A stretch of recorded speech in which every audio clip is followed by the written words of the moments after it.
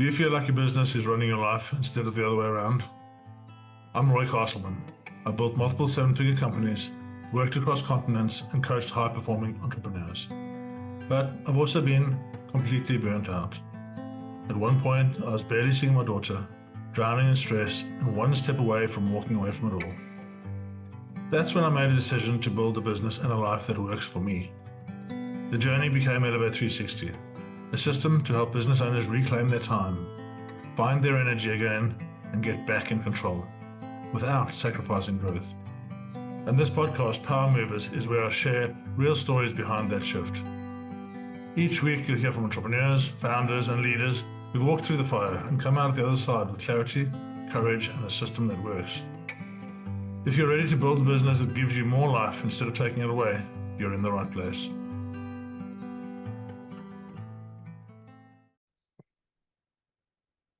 Good morning, good evening, good afternoon, wherever you are in the world. So today I'm joined by Rafael, who is a partner of somebody we've had on the podcast before, Brandon, TPA Pine Advisors. And we're going to discuss some things that are really important for business owners, subjects around partnerships and agreements and understandings, a subject close to my own heart at the moment, because it's a thing that I'm going through right now. Welcome to the show. Thanks for having me. Yeah, those topics are very exciting, so I'm excited about this conversation. First of all, we met last week and you told me a little bit about you and your travels around the world on your motorbike. Let's start there. Tell us your two epic journeys that you've told me about. I'm sure there are many more, but just share a bit. All right. I'm a chap that it's hard to get my head turned off from work, from business, from problems. The internal voice is always going. Very early, found that motorcycling has a way to get you out of that. Basically, if you're not paying attention to the road, chances are you're going to get killed. And I don't want to get killed, so I pay attention to the road, and that turns my head off. For that to be effective, in my case, it takes a while to really turn off. So I tend to go long distances. And with that came the passion for, okay, when you are on a motorcycle, it's amazing when you see the landscape change and you smell it differently. Just the other day, for the first time ever, I had my son with me just around where we live, and he said it himself. Dad, it's amazing. Same places we've been around the car time and time again, just smell different. They feel different being on a motorcycle. I'm like, welcome to why it's thrilling. And on that, into the journeys, love to plan and go on long trips. So as I'm a Brazilian and used to live down in Brazil, I did basically three great journeys. The first one I planned was the Estrada Real. It's the Royal Road, the first road that the Portuguese built in Brazil. It's called BR-000 for that reason. And it was where the gold would flow through. And believe it or not, it's still 70-80% off-road. So it's amazing. Now they built modern roads around it. At the time, it was just for horses. But anyway, it's perfect for motorcycling. So I did that.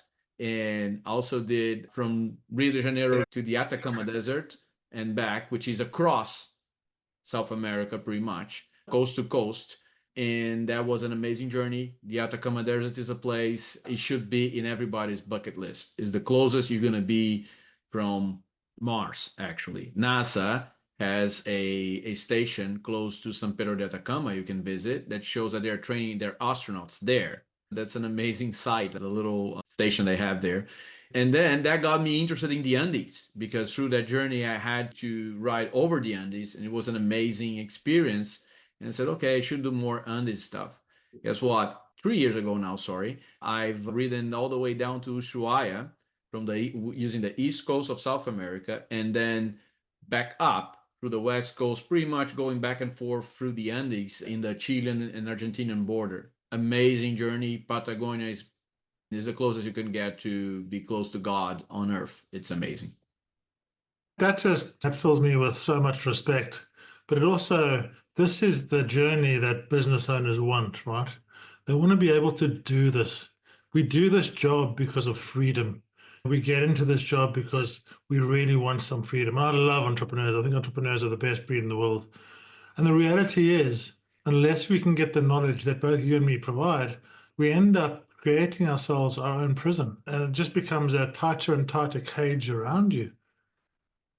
That's absolutely true. I talked about that with my clients all the time. A lot of them are corporate escapees. There must be a better way, and I want to create that better way. Fast forward 5, 10 years, they're back in the prison. It's just a different one. And that's why I normally tell them, okay, you feel like you own a business, you actually own a job. The business owns you as much as your former employer owns you. Now, can we take that job and turn it into an asset? That a whole distinction from job to asset. By the way, Roy, I'm going to spoil it right now.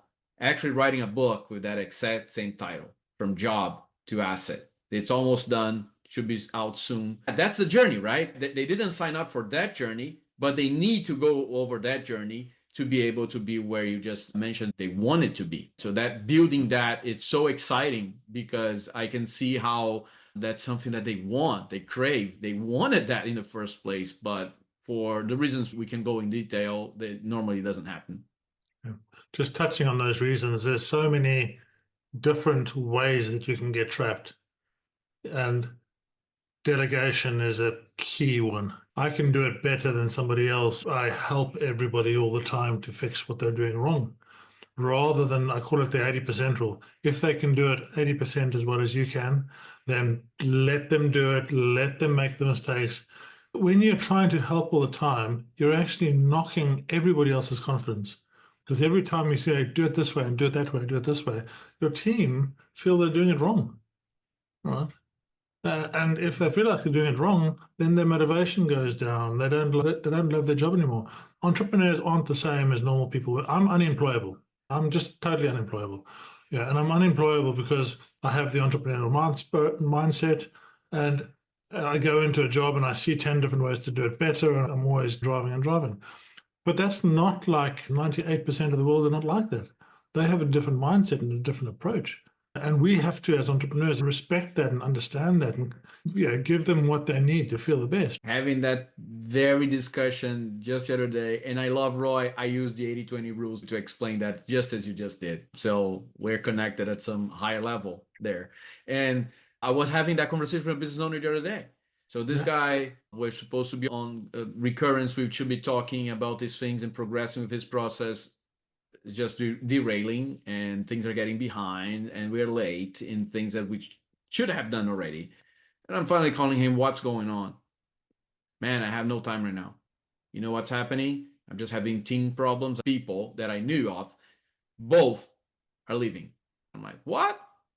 Guess what? The problem is not the people. The problem was the client, because as I started to ask, and by the way, he's very like you and me, very driven guy, wants to build things, want to break and build things, and doesn't understand that 98% of the people are not like that. They need a clear task, a clear expectation, a clear deliverable, and they won't be like him that will see problems and anticipate them and start building. When that was his expectation. So the problem that you just described is very real. I was dealing with it like a week ago, and we had the exact same conversation that you just talked about. Amazing. Yeah. And without a shadow of a doubt, a very different world now. In the last 6 months even. And the next 12 months is going to be even more, there's going to be an even higher level of upheaval. And for us business owners, it's actually a problem. It's a real problem, because you look at Claude, you look at ChatGPT, you look at the different agents that you can run and all these things. And we go out and we see something, we see an opportunity to make something better, right? So we go through this process and we're like, okay, cool. I've had this list in the back of my head for so many years of all these things I know I should do better. So we start seeing a solution to one problem.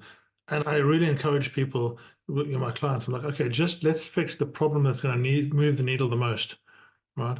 Because what you end up doing with all these opportunities, you see all these problems and you just, I'm going to fix all these problems. Now, where what you should have done is cleared yourself some time, because time is your biggest asset. Time and clarity for a business owner are king, right? So instead of clearing yourself some time, you've actually given yourself more overwhelm than you had before.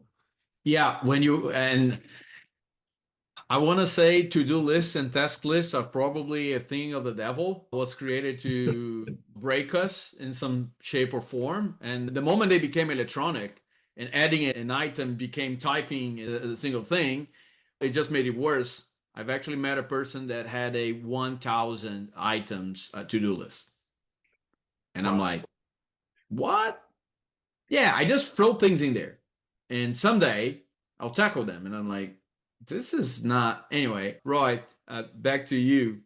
That prioritization is the key to adding the value. And it's the key to get joy out of the process because now you see you're moving. So, Yeah. again, not trying to reinvent the wheel, but they're like, apply the Eisenhower matrix, apply something to get priorities in place, tackle them in a logical order that will add value. Because, yeah, they'll be endless. There's always going to be a list, but the day is only 24 hours long. Yeah, the day should be 8 hours long, not 14 as well. Huh? Yeah.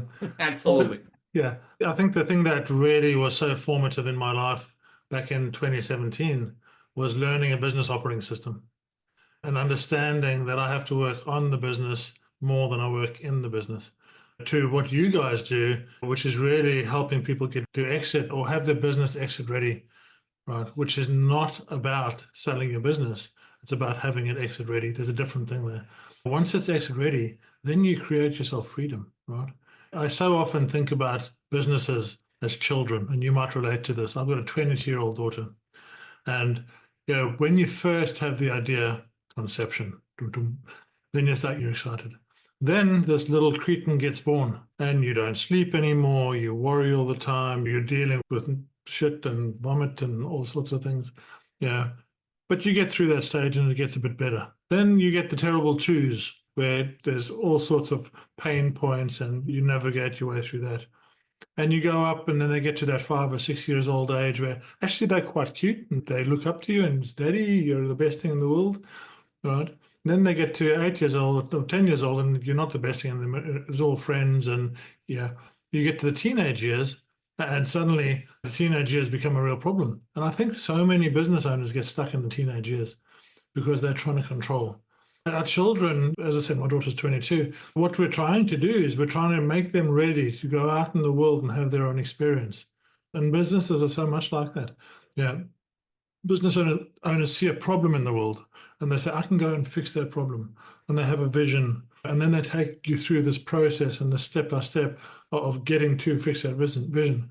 And if you can't step away from your business and let your business go, and it's the 2 week or 3 week holiday challenge, right? Can you leave your business tomorrow for a 3 week holiday and actually have the whole thing carry on running? When it gets to that stage, then you're ready. I love the imagery, the keep raising. I often see when we are having our initial or discovery steps, the elephant in the room is actually my kid is ugly. For sure. The kid is ugly. When you pop the hood and you look under the hood, Yeah. my kid is ugly. So I can sense the hesitation in some of the people of really opening up and telling us what's going on, what's making them not sleep at night, because they're like a proud father. They are ashamed of showing, hey, I have all these problems, things that don't allow me to relax or think or execute to be exit ready, right? Because they're so consumed by that worry. However, what's the definition of insanity, Roy? Do the same thing over and over. Yeah. I think there's something else in this, right? Business owners, there's a few things that I always talk about. It's a lonely world. You go out and first of all, you tell your wife and you tell your friends, and after the third time you've told them, they don't want to hear anymore. So that's a massive problem. The second problem is that we compare ourselves consistently to how other people are doing it. So we look at Mr. 25-year-old who's made 4 billion, and you're like, why can't I do that? So we were consistently comparing. And then with that comparison, we go the other way. We feel guilty about not being able to do that. So we then get very scared to ask for help. There are so many tools and so many things out there and so many ways to do it that we believe we should be able to do it ourselves. And that just locks us in this never ending cycle of staying in the same place. I'm going to take you to a little habit roller now, but I promise that I'm going to get us back on track. So I've met something that changed my life, and actually it's how I met Brennan Moon, my partner that you already interviewed, called F3. Now, F3 is an organization, and F3 stands for Fitness, Fellowship, and Faith. It's a group of men that work out together. And it has completely changed my life because I didn't know something that existed for middle-aged men called the sad clown syndrome. So there's a book on it. It's called Free to Lead, if you want to go read it, that explains how it is and how these guys found about it and how these guys found that the only way for men to cure that, and I'm thinking any person, is have trusted people that you can talk to.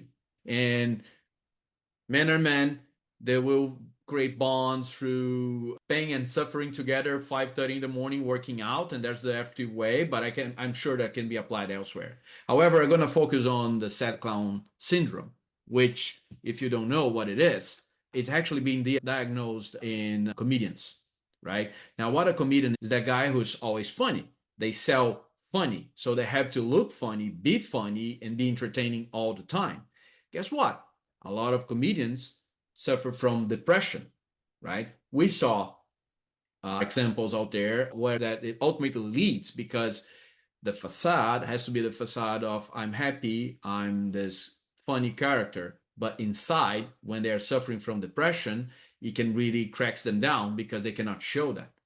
Now I want to go back to the business owner. So the business owners, time and again, suffer from sad clown theory applied to business.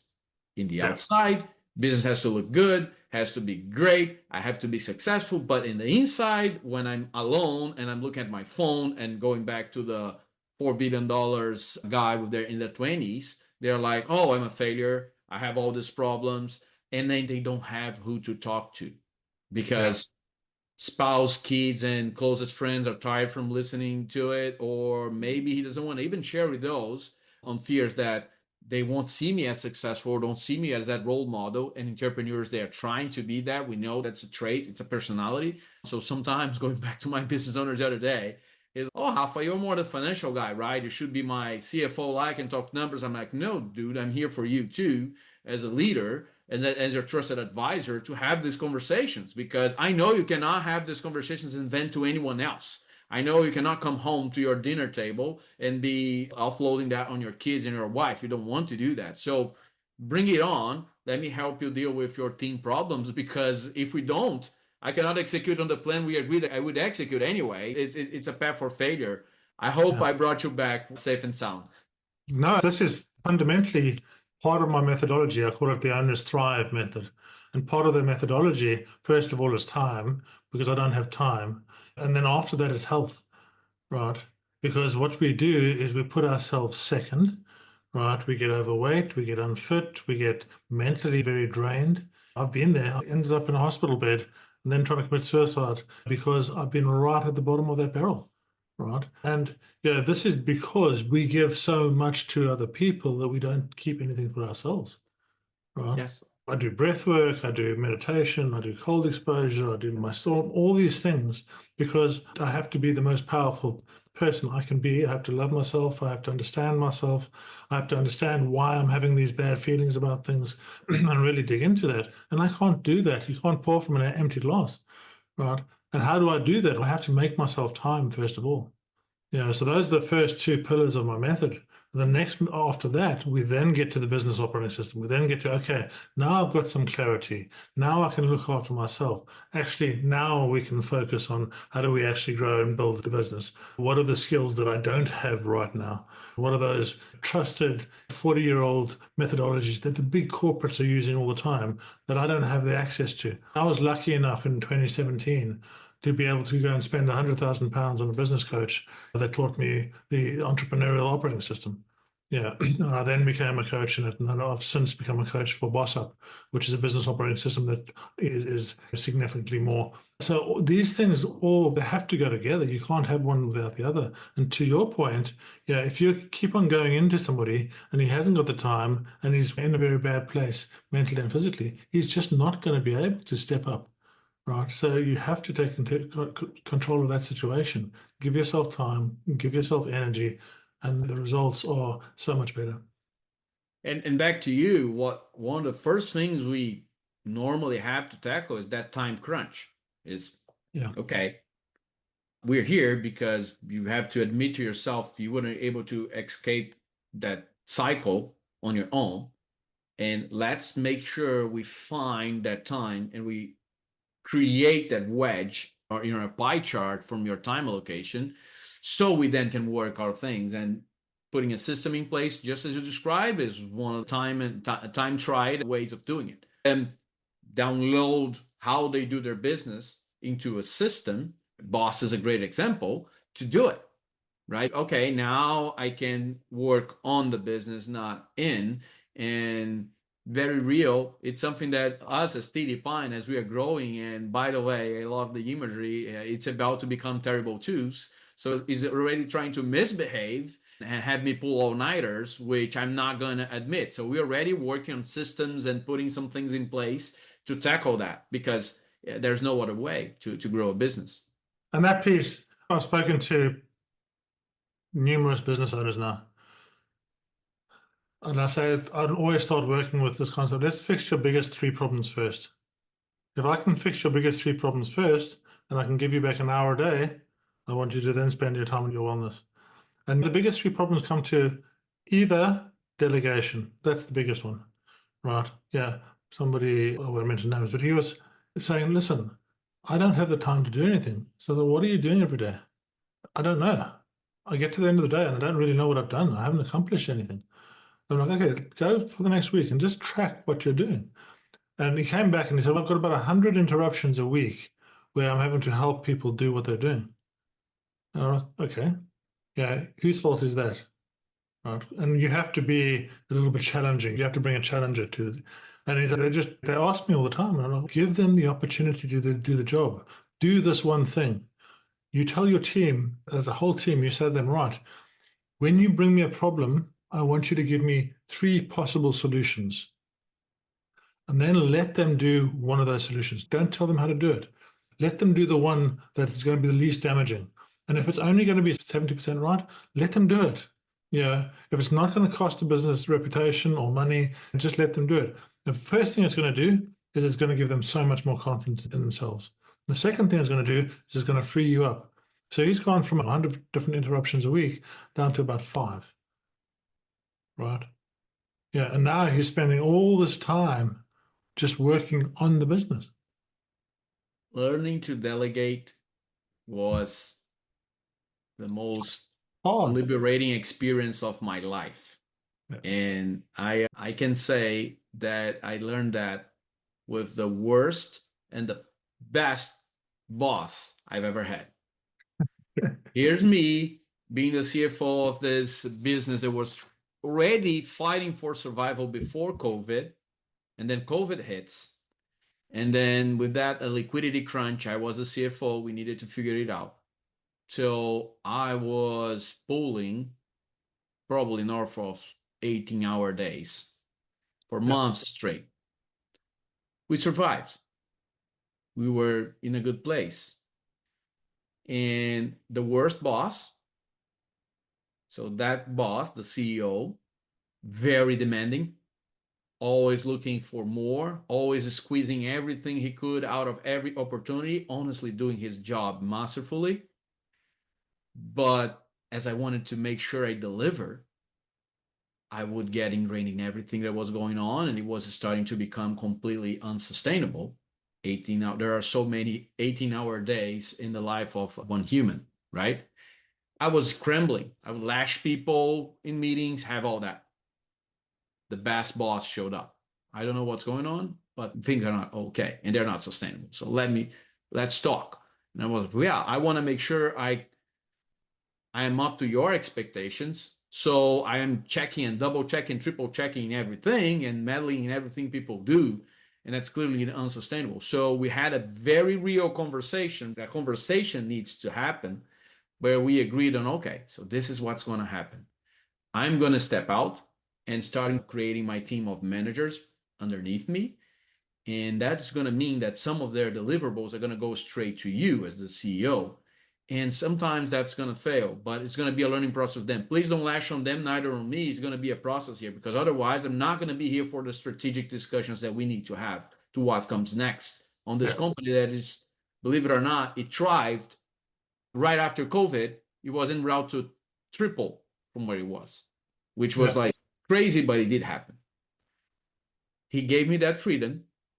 And then I started to do exactly as you said. I would give people a task. When they would send to me before sending to the CEO, I would look and I would see the mistakes, and I wouldn't put it on my lap to solve.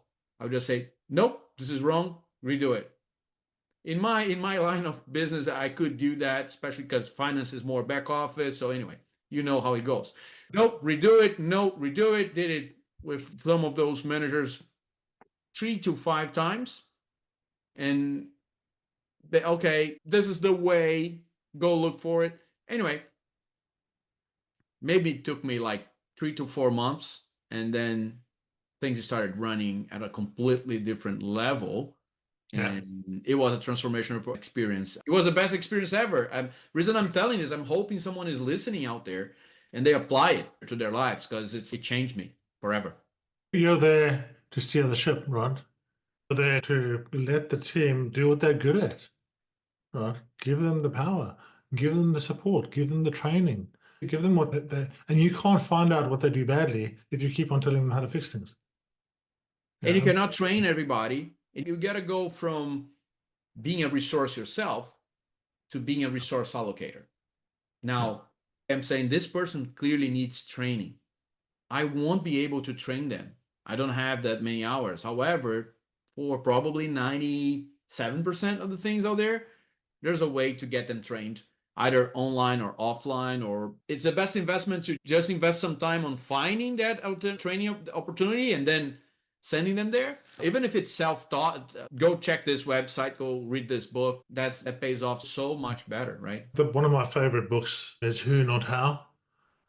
And it talks a lot about this, is right. You need to fix the problem, not how you do it yourself. And you go out and you build all your who's, and suddenly you don't have to do the hows.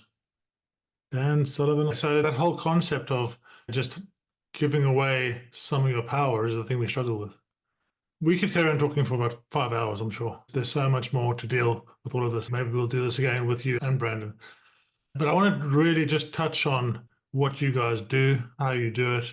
What is your place in the world? What is your vision? Well, our vision is that, again, you shouldn't be an employee in your own business. You should have an asset. You should grow the value of your business and the structure with an operating system that gets you to a place where that business becomes an asset that you can do whatever. You can pass it along to kids if they want to take it.